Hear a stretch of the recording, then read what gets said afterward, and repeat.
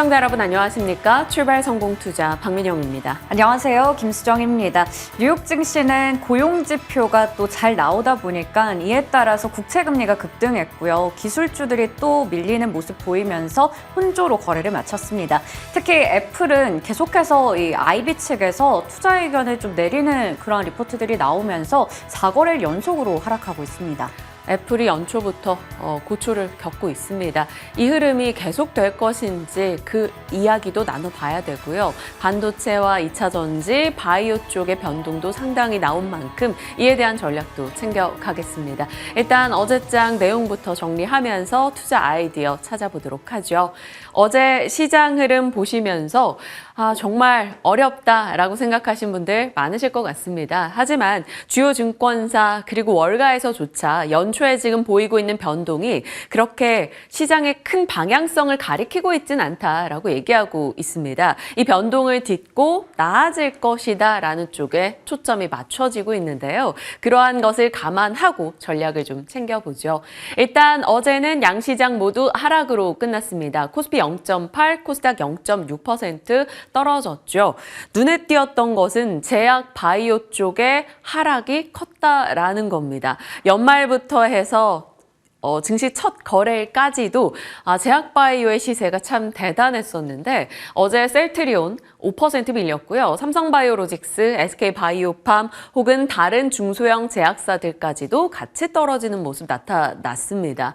제약 바이오 쪽에 동반 하락을 두고 어떤 악재가 있을까 개별 종목별로 찾아보기도 했으나 어제는 시장 자체에서 어느 정도 올라온 것에 대한 차익 실현 매물을 바스켓으로 쏟아냈다 정도로 해석이 가능할 것 같습니다. 제약 바이오 쪽에 조금 집중되는 움직임이 있었죠.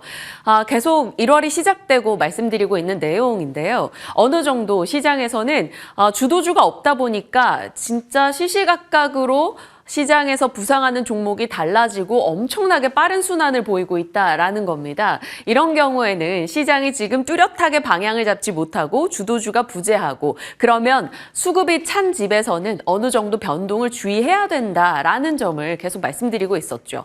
세론이나 혹은 수급 찬 것에 대한 부담감, 단기 차익 실현으로 작용할 여지가 있었고요. 제약바이오의 하락도 아마 그 맥락으로 보시면 되겠습니다. 다만 최근에는 오전에 엄청 급등했던 종목들도 꼬리를 달고 내려오기도 하고 오후에 또 다음날 시세를 좀 보여줄 만한 종목이 움직입니다. 그러니까 오전, 오후 시장의 주도 종목들이 너무나 다르다라는 거죠. 어제는 이제 반도체 쪽 종목들도 장중 굉장히 좋은 시세를 내기도 했었다가 금세 윗꼬리가 달리면서 상승폭을 다 반납하는 흐름도 있기도 했습니다. 그만큼 변동이 컸었고요. 장 후반에 눈에 띄었던 것은 2차 전지 쪽으로 자금들이 꽤 많이 유입됐다라는 겁니다. 2차 전지 쪽에 자금 유입하면 빼놓을 수 없는 게 또 패시브 자금에 대한 얘기가 있을 텐데요. 눈에 띄었던 게 바로 LNF였습니다. 어제 LNF도 한 2시경 이후부터 정말 좋은 시세를 보여주기도 했죠. 패시브 자금 유입이 들어왔던 종목군들 덜 빠지거나 혹은 올랐거나 였습니다. MSCI 쪽으로 기대하는 종목들 그리고 이전 상장으로 기대하는 종목들 좋은 흐름을 나타내기도 했습니다. 시장이 불안할 때마다 여지없이 패시브 자금 이슈가 계속해서 부각되기도 하네요. 그 밖에 어제 시장의 특징이라고 한다면 전쟁 얘기 혹은 중동 불안 얘기 이런 것들이 나올 때마다 어김없이 패턴적으로 잡히는 거죠. 방위산업, 브롬이나 드론 혹은 사료, 비료, 식량 혹은 가스, 석유, 해운입니다. 어제 살폈던 바는 가스, 석유 쪽이었고요. 해운주까지도 같이 상승 흐름을 보여줬죠. 흥하해운이 상한가, 흥구석유, 대성에너지, 한국석유 모두 상한가 혹은 20% 이상의 급등, 가스 쪽에 GSE 등도 올랐습니다. 다만 이런 종목은 어제도 말씀드렸으나 시장의 질이 좋지 않을 때 트레이딩 관점으로 이슈몰이하는 종목들이고 연속성은 잘 띄지 않는다라는 점 살피시길 바랍니다. 자, 어제 시장을 보면서 느꼈어요. 화무 11홍, 화무 11청. 이게 장기적으로 봤을 때는 모르겠습니다만 정말 한 달, 두 달, 석 달 정도의 단기 사이클로 봤을 때는 여지 없습니다. 영원히 올라가는 거 없고 영원히 떨어지는 거 없다라는 거죠. 그래서 어느 정도 연말에 강한 시세를 줬던 제약 바이오 쪽에서는 차익 실현이 나온 것이고요. 연말에 상대적으로 시장의 관심을 전혀 받지 못했던 2차 전지 쪽에서는 그래도 그런 차익 실현의 반대급부로 올라 올라가는 흐름이 장 후반에 있기도 했던 겁니다. 자, 12월 말경에 1월장에 대한 증시 전망 내용들을 소개해드렸던 바가 있었는데 당시에 삼성증권의 이야기 기억나십니까? 1분기는 개와 늑대의 시간이 될 것이다. 저 노을에 비친 저 개와 늑대의 모습이 저 늑대의 모습이 과연 개인지 늑대인지 모른다라는 거죠. 의심의 시간을 갖고 있는다라는 겁니다. 무엇을 의심하는가? 시장에서는 미국의 금리 인하 기대가 너무 과도했던 것은 아닌가? 거기에 대한 의심을 한다라는 겁니다. 그런데 이때 당시에 삼성과 대신증권에서 모두 다 2분기 제도약을 준비하는 시간이다. 그러니까 2보 전진을 위한 1보 후퇴다라는 점을 얘기했습니다. 만약에 이 말대로 흘러가게 된다면 지금은 또 포트를 재편하건 혹은 다음 종목에 대해서 살펴봐야 되는 그런 시기가 되겠죠. 일단 1분기 1월 어느 정도 변동을 감안하면서 종목 전략을 챙겨봐야겠습니다.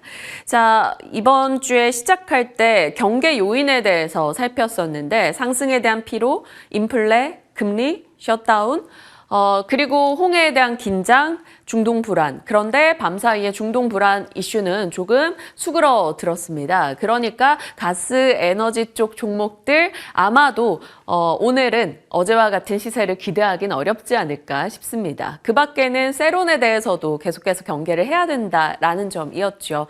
다음 주 일정 보시면 JP모건 헬스케어 컨퍼런스 CES 2024 자리하고 있고요. 또 한국금통위, 한국옵션 만기일 등도 있습니다. 거기다가 CPI도 있고요. 이런 일정만 딱 봐도 어느 정도 세론에 대한 경계감, 물가에 대한 경계감 가져갈 수밖에 없고요.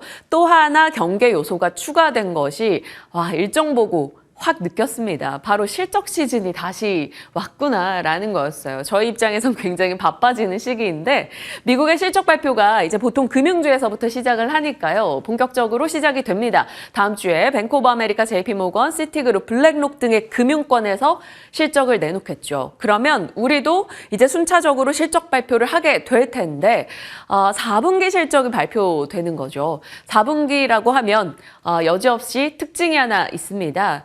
1년간 사용했던 판매비나 관리비가 마지막 분기에 반영되기도 하고요. 자산 상각과 같은 영업 외 손익이 실적에 반영되기도 합니다. 이런 부분들을 감안했을 때 4분기 실적에 대해서는 모멘텀보다는 조금 변동에 대한 여지가 있기 때문에 그것에 대한 경계감이 언제나 1월에는 있었습니다. 그 부분도 일단은 생각을 해두고 실적에 대한 경계도 늦추지 말아야겠다라는 점을 한 번 더 짚게 됩니다. 자, 1, 2월 그러면 각 섹터로 어떻게 바라봐야 될까 고민이 되더라고요. 반도체 같은 경우는 워낙 그동안 실적은 좀 부진했었고 그래도 순차적으로 조금 나아질 것이다 라는 쪽에 가닥이 잡히고 있다 보니까 그래도 반도체는 실적이 나아지겠지 혹은 AI 업황이 좋아지겠지 라는 쪽의 상황이어서 조금은 우호적이지 않을까 싶고요. 자동차 쪽도 배당 기준일이 바뀌었다라는 게 클 것 같습니다. 보통 연말에 배당 모멘텀을 받았었는데 배당 기준일이 바뀌면서 1, 2월경까지는 그래도 그것이 주가 방어를 해줄 수 있다라는 시각 등 일부 증권가에서 나오고 있습니다. 그래서 단기 반등은 좀 가능하다라는 분석입니다. 그 이후에는 또 피크아웃 논란을 잘 극복하는가가 중요할 거고요. 2차 전지는 그래도 단기적으로는 적은 차익 실현 부담, 그러니까 연말에 못 올랐기 때문에 차익 실현 압박이 좀 덜하다라는 점이 그래도 긍정적입니다.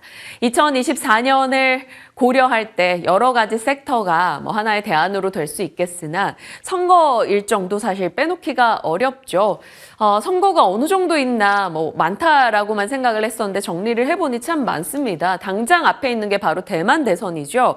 대만 대선에서 미중 갈등이 고조되는지 여부가 좀 체크 필요하고요. 2월에는 인리 대선 총선 있고요. 3월에는 러시아, 4월에는 우리 한국 총선이 있습니다. 그리고 10월에는 영국 총선, 11월에 미국 대선. 미국 대선의 가장 지금으로서는 좀 전체적인 글로벌 경제에는 중요한 내용이고요. 한 5월, 6월경에 얼추 가닥이 잡힐 거다 시장은 예상을 하고 있습니다. 그것이 주도주의 분위기를 바꿔버릴 수가 있기 때문에 시장에서는 계속해서 체크를 하자라는 거죠. 자, 계속 2차 전지 말씀을 드리고 있는데 화무 11홍, 화무 11정 얘기하면서 얘기했던 것은 그렇습니다. 연말에 다른 종목군 대비해서 관심을 받지 못했습니다. 그러다 보니까 장기적으로 여러 가지 뭐 논란 등이 나오고는 있습니다만 그래도 충분히 단기적인 부담은 좀 덜하지 않을까라는 시각도 같이 나오고 있습니다. 어제 시장이 지수 낙폭을 막아서는데 기여를 한 종목으로 2차 전지를 꼽았고요. 차익 실효성 매물이 좀 제한적이었다라는 게 그 이유가 되겠습니다. LG 에너지 솔루션, 에코프로비엠, LNF, WCP 등의 종목이죠. 일단 11월 말경부터 해서 2차 전지 관련한 얘기들을 중간중간 계속 정리를 했었는데요. 거의 이제 하반기 들어서면서 세상의 모든 호재가 세상의 모든 악재로 바뀌는 듯한 느낌이었죠. 리튬 가격이 떨어지고 3원기 배터리 수요 떨어지고 글로벌 전기차 가격이 낮아지고 재고는 쌓이고 생산사들이 공격적으로 투자를 줄이고 있고 이런 뉴스가 거의 당시에 매일같이 나왔습니다. 수출 데이터들도 실제로 좋지 않았었고요. 하지만 이에 대한 반박의 목소리도 끊임없이 있었습니다. 결국 속도의 문제이고 방향은 여전하다라는 것이고 전기차를 왜 시작했는가를 떠올려 봤을 때는 결국 이 방향에 대해서 베팅을 한다면 지금 그 관련한 기회를 찾아야 된다라는 거였습니다. 이때 당시 KB 측에서는 삼성 SDI, LNF 등을 얘기했는데 LNF가 이 이슈 외에 이제 패시브 자금, 이전 상장 자금에 대한 이제 패낙괴 트렌드가 형성되면서 이제 강한 반응을 보이기도 했습니다. 자, 그런데 그럼에도 불구하고 지금 2차 전지 쪽에 그래도 좀 기대를 걸어볼 만한 내용들을 고민해봤는데요. 연초에 이제 삼성 SDI나 도요타나 뭐 글로벌 셀이나 혹은 차량 판매 업체들에서는 좀 공격적인 생산에 대한 의지를 피력하고 있습니다. 삼성 SDI 같은 경우도 국내외 증설하고 설비 투자를 확대하겠다. 뭐 내년도 스텔란티스와 합작 공장 그것을 좀 땡겨보겠다라는 얘기 등을 내놓고 있습니다. 이유는 명확하죠. 미국으로부터 보조금 혜택을 받기 위해서 보조금 혜택을 받는다라는 것은 가격 경쟁력이 있다라는 게 되겠고요. 실적이 그래도 우호적인 뉴스죠. 그러면 이런 식으로 당겨갔을 때 소재나 장비 쪽이 그래도 기대해 볼 만하지 않을까라는 시각도 나오고 있습니다. 타이밍 잡기가 참 어렵긴 합니다만 그래도 기대 요소도 우리는 계속 잡아가긴 해야겠죠.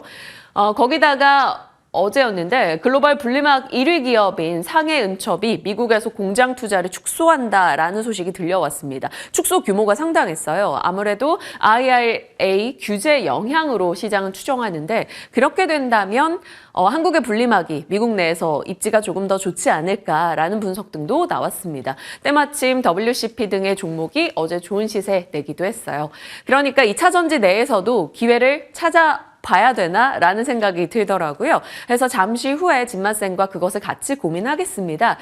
배터리 공급망 새해 맞아서 다시 한번 그래픽 제작을 의뢰했고요. 저희 그래픽 감독님이 정말 예쁘게 만들어주셨는데 셀사 중심으로 음극재, 양극재, 그리고 전구체, 전지박, 전해, 분리막, 리튬 쪽까지 살펴봤습니다. 리튬염 쪽까지 살펴봤고 장비주까지 넣어봤는데 이 중에서 지금 좀 관심을 둬도 될 만한 게 있을지 잠시 후에 전략 챙겨보죠. 뉴욕장입니다. 3대 지수 보합에서 조금씩 갈리는 모습이 나타나더니 결국 나스닥과 S&P 500은 0.5% 이상 떨어졌습니다. 앞서 수정 앵커 말씀 주신 대로 고용 데이터가 있었어요. 12월 ADP 민간 고용이 예상보다 훨씬 좋았습니다. 그로 인해서 국채금리가 장중 또 4%를 상회하는 흐름이 있었고요. 당연히 이쪽으로는 부담이 가중됐죠. 특히나 애플의 고난이 계속되고 있습니다. 애플이 사실 지금 설립일 기준으로 놓고 본다면 용띠의 이 애플이더라고요. 그런데 청룡의 해 왜 이렇게 고난을 겪고 있는지 모르겠습니다. 여기저기에서 이제 투자 의견을 낮춰잡거나 목표가를 낮춰잡는 흐름이 나왔는데 파이퍼 샌들러도 중립의 목표가를 낮춰잡았습니다. 아이폰 수요 우려가 지속되고 있다라는 분석이었고요. 1% 이상 애플이 내려가면서 나스닥 하락에 영향을 줬죠. 그나마 이 애플 하락을 조금 막아서려고 했던 게 반도체 쪽인데요.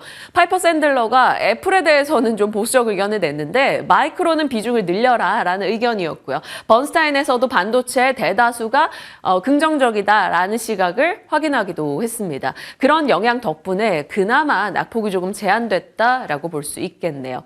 자, 이란의 테러 이슈가 어제부터 계속 이슈가 됐는데 이게 이스라엘 측이 아니라 IS 소행이다라는 얘기가 나오고 있습니다. 그러다 보니까 중동 불안이 많이 낮아졌고요. 유가 또한 떨어지는 흐름 보이기도 했네요. 그 밖에 특징주로 본다면 아마존이 많이 빠졌습니다. 얼마 전에 중국 이커머스가 엄청나게 활약하고 있다라는 점, 미국과 국내에서요. 그런데 아마존도 이 중국 이커머스의 활약에 영향을 좀 받는 듯합니다. 이 중국 업체가 운영하는 틱톡샵이 이 미국의 올해 결제 목표액을 확 올려 잡았습니다. 그러니까 테무부터 해서 쉬인 그리고 틱톡샵, 알리까지 중국 관련 업체들이 엄청난 저가 공세를 하면서 고금리, 고물가에 지쳐있는 미국 소비자들을 선택지로 이끌고 있다라는 거죠. 그런 흐름이 나오다 보니까 아마존이 살짝 영향을 받을 수 있다라는 분석 등이 제기됐습니다. 2% 이상 빠지기도 했네요. 모빌아이는 자율주행 쪽 업체죠. 재고 부담이 실적에 악영향 주고 있다라는 이슈 속에 급락으로 진행되기도 했습니다. 자, 어지럽습니다. 연초부터 막 빅테크도 흔들리고 여기저기 애플에 대한 의견도 낮추고 하고 있다 보니까요. 다만 시티그룹에서는 최근 하락세가 시장에 장기 영향 주지 않을 거다. 연초에 이런 올랐다 내렸다는 동전 던지기에 불과하다. 이런 의견도 내놓기도 했습니다. 괜찮았던 쪽은 여행항공, 블록체인, 로봇, 은행, 실적 시즌 앞두고 이제 은행주들이 조금씩 움직임을 보이고 있네요. 떨어진 쪽은 국채금리가 올라가다 보니까 태양광, 전기차 쪽 밀려났고요. 자율주행은 앞서 모빌아이 이슈 때문입니다. 그리고 유가 내려가면서 에너지 쪽 하락하는 흐름 확인됐습니다. 자, 전기차, 반도체, 지금 시장이 뚜렷한 베팅을 하기 어렵다 하더라도 이 섹터에 대해서는 고민이 필요할 것 같아서 앞서 2차 전지에 대해서 살폈던 거고요. 반도체에 대해서도 추가된 내용들을 업데이트 해보겠습니다. 자, 반도체와 2차 전지를 비롯한 5대 첨단 산업에 정부가 3년간 150조 지원한다 이런 내용도 있었고요. 이것은 참고하시고요. 니케이 신문에서 이런 보도가 있었습니다. 세계 반도체 수요가 4월에서 6월 호전될 것이다. 이유는 AI와 전기차 덕분에 라는 거였습니다. AI가 결국 학습과 추론 반도체 수요를 올리고 전기차가 자동차용 반도체 수요를 올린다라는 겁니다. 결국 반도체 무한 루프가 아직까지는 이런 언론 보도나 분석 내용에서는 맞아 떨어지고 있는데요. 반도체 업황이 좋아지고 단가와 낸드 회복, 엣지 쪽에 수요가 회복되고 그것을 견인하는 것은 AI이고 거기에 또 추가적인 모멘텀이 된 것이 바로 온디바이스 AI. 반도체 섹터가 나아지고 있다 보니까 관심받는 분야 또한 같이 늘어나고 있다. 이것이 지금 나오고 있는 반도체 무한 루프이죠. 그러다 보니까 실질적으로 재고가 줄고 가동률이 올라가고 있는 소리는 들려오고 있습니다. 업계에서는 이제 상반기 중에 반도체 공장 가동률이 80%까지 갈 거다라는 목소리 연초 이제 신년사에서 각 CEO들이 조금씩 내놓고 있습니다. 일전에 12월 18일경에 반도체 가동률이 올라갈 경우에 주목할 종목들은 소재, 식각, 옷사 쪽이다 이렇게 정리를 해드렸던 바가 있었는데 조금 더 추가되는 내용들이 있어서 이렇게 각 종목별로 분류를 해봤습니다. 증착 장비 쪽에서는 주성엔지, 유진테크, 원익 IPS, 공정 자동화 쪽에서는 SFA, 클린룸 쪽 보신다면 이런 쪽. 하지만 이 클린룸 이런 종목들은 굉장히 사이즈가 작으니까요. 좀 주의하시고요. 비전 플레이스먼트 장비는 한미반도체야 TC 본딩 장비로도 유명하니까요. 그 밖에 에로티 베큐um, GST 각 분야별 종목들 일단은 정리해뒀으니까 참고해 보시길 바랍니다. 자, 이렇게 반도체 쪽이 나아진다면 AI, 자동차, 그리고 스마트폰 수요가 나아진다면 결국에는 기판 쪽도 따라갈 수밖에 없겠죠. 그래서 기판 관련한 얘기도 종종 했었는데 삼성전기, 이스페타, MLB 기판 쪽에 특화돼 있고 FC, CSP 혹은 CIP 기판 혹은 FC, BGA 기판 각 분야별로 좀 주력 기판 업체들은 다르긴 합니다. 이 MCP 기판 같은 경우는 모바일 스마트폰 쪽 관련한 기판으로 좀 더 많이 알려져 있는데 이쪽으로는 대덕전자, 심텍, TLB 등 얘기가 되고 있으니까요. 체크하시고요. 어떤 기판을 선택할지 어느 쪽에 모멘텀을 맞출지는 잘 모르겠습니다만 일단 대신증권에서는 오늘 아침 대덕전자 삼성전자, PCB 업종 내 최선호주다라며 목표가를 상향 조정하기도 했습니다. 한 35,000원 정도요. 만약에 반도체와 기판 쪽이 관심을 받게 된다면 참고하시길 바랍니다.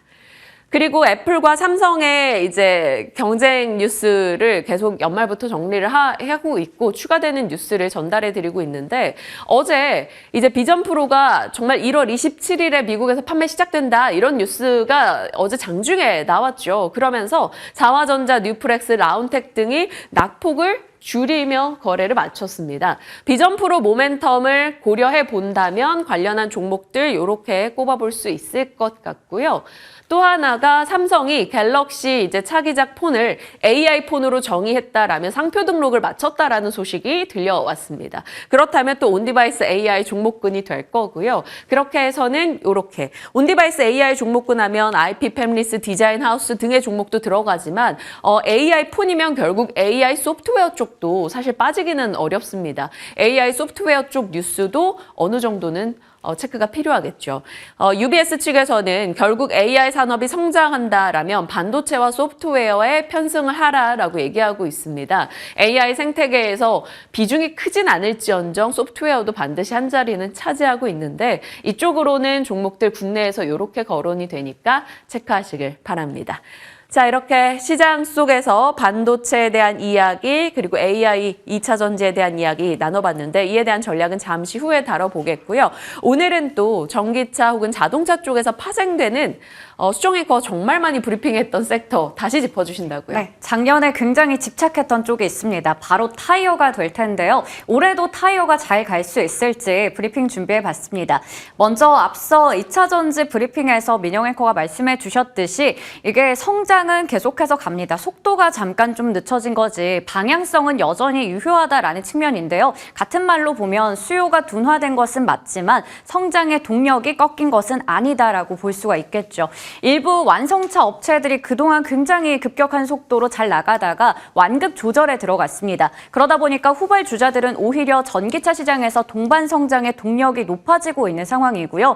전기차를 앞세운 선점 경쟁은 올해도 치열할 것으로 전망되고 있습니다. 특히나 이 전기차를 선뜻 소비자들이 구매하기가 어려운 이유는 좀 값이 비싸다라는 인식이 깔려 있기 때문인데요. 그러다 보니까 이제 전기차 업체들은 저가 모델을 더 많이 내겠다라고 얘기를 하고 있죠. 라인업이 확장될 것이고 전기차의 두뇌라고 볼 수 있는 소프트웨어 기술에 대한 투자가 더 늘어날 것으로 보입니다. 이 기술에서 차별화 이제 방점이 찍히게 된다라고 볼 수가 있겠죠.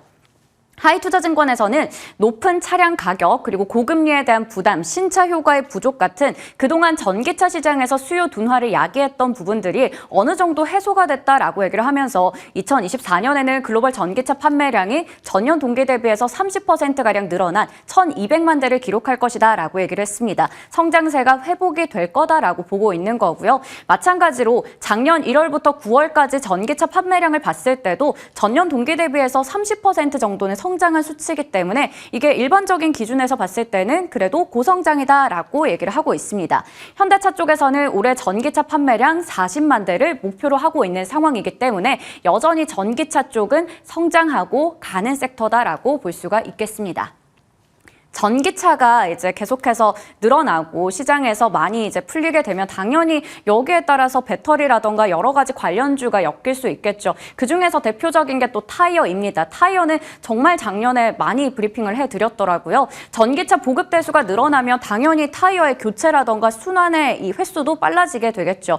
타이어 전기차 같은 경우에는 일반 차량보다 무게가 무겁습니다. 그렇기 때문에 타이어가 느끼는 그 무게 자체가 부담이 크기 때문에 수명이 좀 짧은 편이에요. 일반 내연기관차가 5년에서 6년 정도 타이어를 사용할 수 있다라고 본다면 전기차는 2, 3년 정도가 되면 이제 갈아줘야 됩니다. 한국 타이어 같은 경우에는 전기차 전용 타이어 브랜드를 출시하기도 했었고요. 그러니까 지금 이 전기차 판매 성장률을 봤을 때 확연하게 2021년에 많이 늘어났다는 걸 볼 수가 있죠. 115%입니다. 그러니까 여기서 2, 3년을 더하게 되면 2023년부터 2024년 5년까지 지금이 딱 전기차의 타이어를 갈 때가 됐다라고 볼 수 있겠습니다. 그래서 어느 정도 이 타이어의 교체가 그래도 많아질 거다라는 게 지금 증권가의 의견입니다.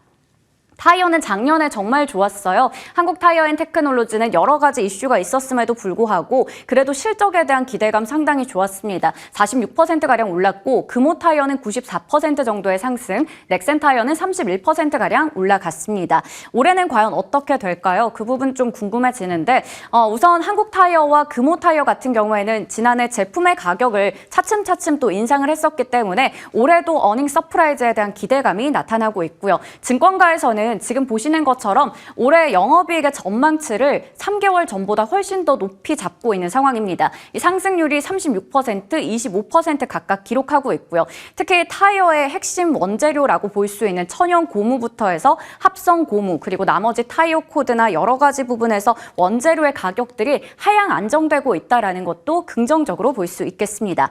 신한투자에서는 한국타이어와 금호타이어 올해 재료비나 물류비가 하향 안정되면서 상반기까지 이익 성장세 이어갈 것이다 라고 얘기를 하고 있습니다.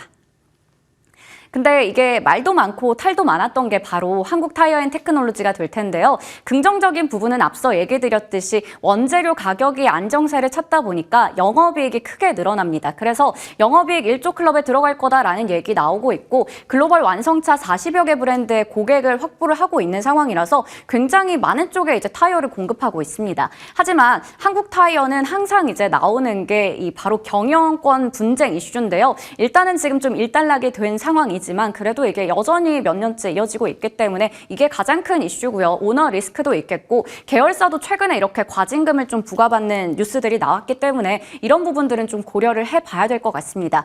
그래도 일단 타이어앤테크놀로지 같은 경우에는 순수 전기차 업체의 타이어를 납품하고 있어서 교체 주기에 따른 수혜는 가장 빨리 맞을 것이다라는 이야기들 나오고 있습니다.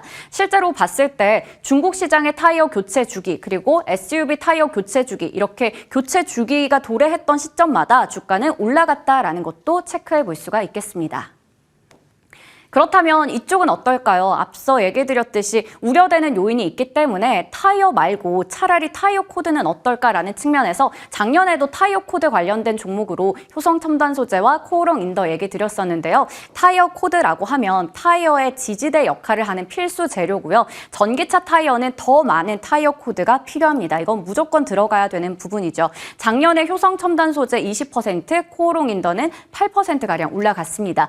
물론 업계에서는 지금 타이어 시장을 봤을 때 이 신차용 타이어가 3위고 교체용 타이어가 7위라고 봤을 때 내년에도 전기차 신차는 많이 나올 것으로 보여서 신차용 타이어는 큰 걱정이 없지만 중고차 시장이 워낙에 좋지 않기 때문에 교체용 타이어 시장이 좀 안 좋을 것이다. 그래서 여전히 타이어 코드의 수요 개선 어려울 거다라는 얘기도 나오고 있습니다. 그래서 타이어 코드의 의존도가 굉장히 높고 글로벌 시장에서 점유율 1, 2위를 기록하고 있는 이 업체들 같은 경우에는 새로운 성장 동력을 각각 찾고 있다라는 측면에서 얘기를 하고 있는데요. 과연 이 종목들에 대해서 투자 의견 어떻게 잡아가면 좋을지 얘기 나눠보도록 하겠습니다. 타이어 관련주가 2023년에 좋았는데 올해도 과연 좋은 시세를 낼 수 있을지 그러면 어떤 종목 보면 좋을지 잠시 후에 질문 드려보겠습니다. 네. 타이어 코드 부분에 대해서 살펴주셨고 눈여겨볼 종목이 있을지까지 챙겨보겠습니다. 지금부터 함께 하시죠.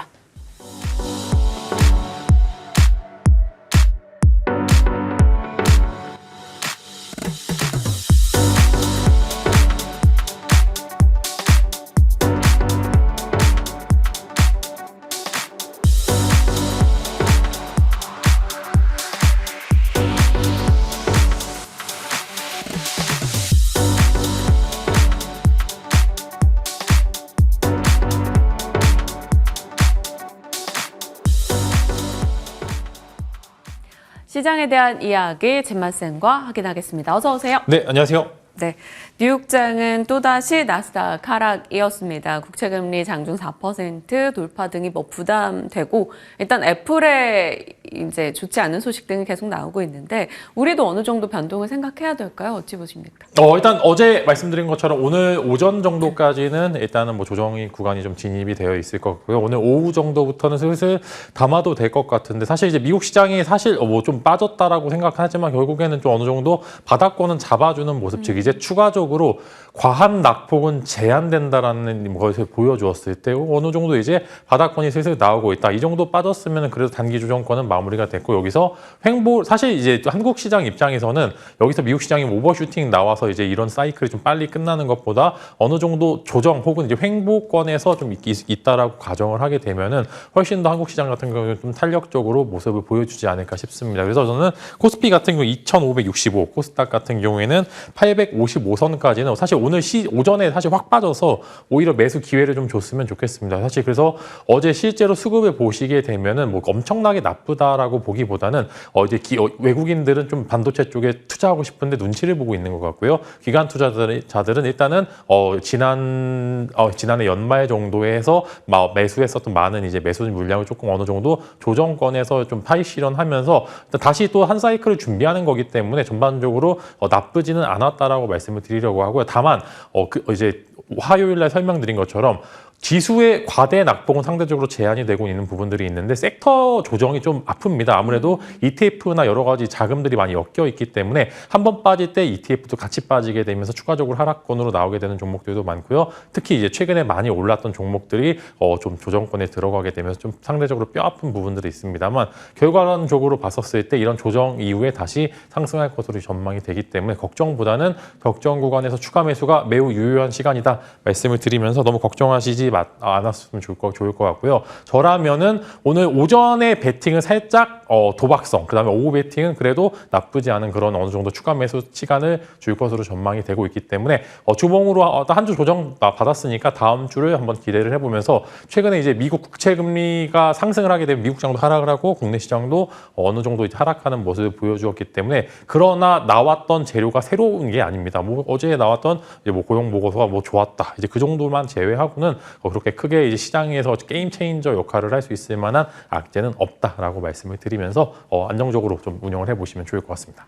시장에 대해서 일단 하루 이틀 지금 변동과 하락이 나오는 것이 방향을 보여주는 것은 아니다라고 말씀 주셨고 이 시기를 활용해서 또 베팅해 볼 종목들에 집중하자라는 의견이었습니다.